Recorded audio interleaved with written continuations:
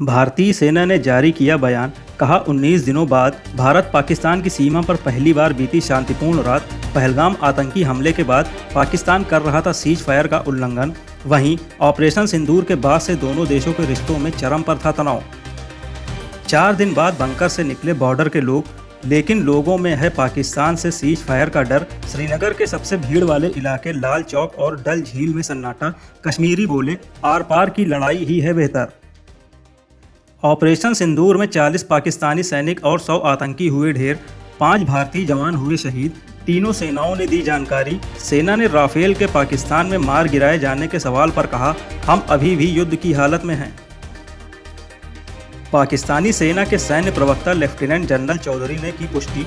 कहा, हालिया सैन्य झड़पों के बाद पाकिस्तान सेना की हिरासत में कोई भी भारतीय पायलट नहीं है।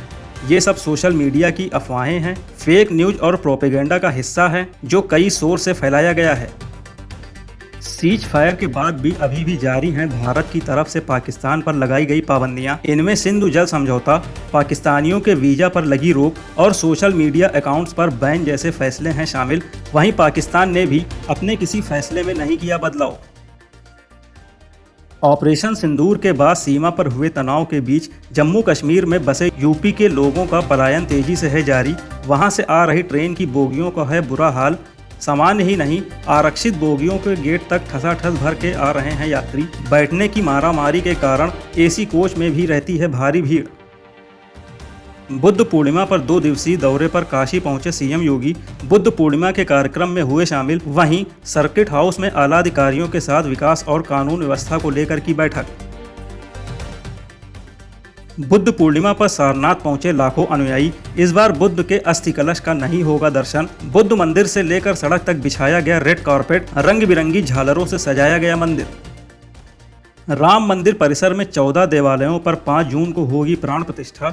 101 आचार्य कराएंगे अनुष्ठान। श्री राम जन्मभूमि तीर्थ क्षेत्र ट्रस्ट की ओर से बन रही 3 दिवसीय प्राण प्रतिष्ठा महोत्सव की रूपरेखा। 30 मई से शुरू हो जाएगा पूजा का क्रम।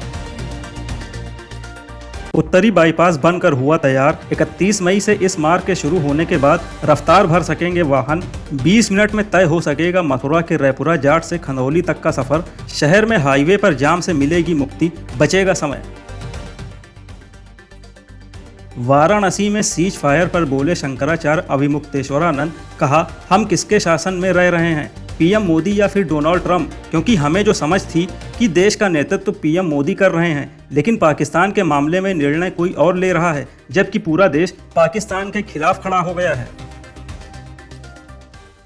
आगरा में मुस्लिम युवक ने सोशल मीडिया पर पोस्ट कर माहौल बिगाड़ने का किया प्रयास। पुलिस ने आरोपी के खिलाफ दर्ज की एफआईआर। पाकिस्तान पर भारत की एयर स्ट्राइक के बाद मुस्लिम युवक ने डाली थी पोस्ट।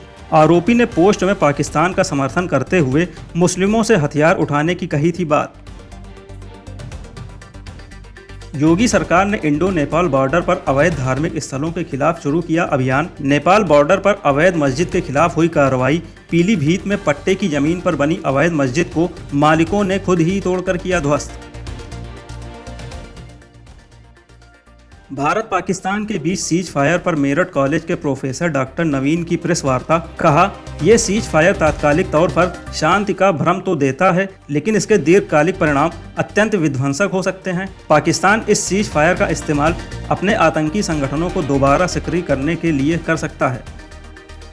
कानपुर के कुख्यात अपराधी सऊद अख्तर और पप्पू स्मार्ट समेत 24 बंदियों को भेजा गया इटावा जेल। कानपुर जिला कारागार से किया गया स्थानांतरित। दोनों चकेरी थाना क्षेत्र में हुए बसपा नेता पिंटू सिंह सेंगर हत्याकांड में थे शामिल। यूपी से कश्मीर जाने वाले पर्यटकों में 57% तक की गिरावट। पहलगाम आतंकी घटना के बाद लगातार गिरा कश्मीर पर्यटन का कारोबार। मई जून होता है कश्मीर जाने का पीक सीजन, इसके बावजूद यहां नहीं पहुंच रहे पर्यटक। ऑपरेशन सिंदूर पर दिग्गज उद्योगपति मुकेश अंबानी ने भारतीय सेना की बहादुरी को किया सलाम। कहा, देश आतंकवाद के हर रूप के खिलाफ एकजुट और अडिग है। भारत अपनी गरिमा, सुरक्षा और संप्रभुता से कोई समझौता नहीं करेगा। पाकिस्तानी सरकार की एक और करतूत आई सामने। गेम का वीडियो शेयर कर किया अपनी सेना का गुणगान। यूजर्स ने वीडियो की सत्यता पर सवाल उठाते हुए पाकिस्तान की सरकार का किया घेराव। वहां की सरकार को आईना दिखाते हुए बताया कि वीडियो गेम के फुटेज का किया गया इस्तेमाल। क्रिकेटर विराट कोहली ने टेस्ट क्रिकेट से संन्यास लेने का किया ऐलान। सोमवार को इंस्टाग्राम पर किया पोस्ट, लिखा, टेस्ट क्रिकेट ने मेरी परीक्षा ली, मुझे आकार दिया, वो पाठ सिखाए जो जिंदगी भर मुझे याद रहेंगे। विराट कोहली ने 123 टेस्ट मैच खेल कर लगाए हैं 30 शतक और 31 अर्धशतक। 7 दोहरे शतक का रिकॉर्ड भी है विराट के नाम। रोहित शर्मा के टेस्ट से संन्यास के बाद जारी है टीम इंडिया के नए कप्तान की खोज।